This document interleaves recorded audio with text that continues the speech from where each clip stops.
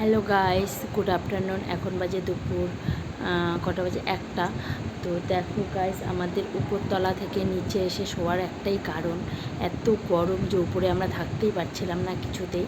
তো দেখো আমরা নিচতলায় এসে কোথায় শুয়েছি, উপরতলায়।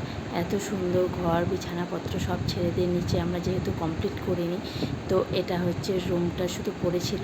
এই রুমটা এসে নিচে বিছানা করে কোনোভাবে ঘুমোচ্ছি। এত গরম, মানে কত ডিগ্রি হবে জানি না, 40-50 ডিগ্রি তো হয়েই যাবে গরমের তাপ। এই গরমে আমি তো শেষ হয়ে গেছি, এত গরম। আমার ছেলেকে দেখো কোথায় শুয়ে দিয়েছি, নিচে বিছানা টিছানা সব করে সারাটা রাত ঘুমোতে পারি না। আর ছেলের জন্য তো এসিও লাগাতে পারছি না, বাচ্চার জন্য খুব কষ্ট হবে এসিতে থাকলে।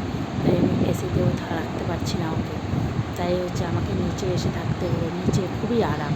তো এটাই হচ্ছে একমাত্র কারণ, গরম ছাড়া কিচ্ছু না।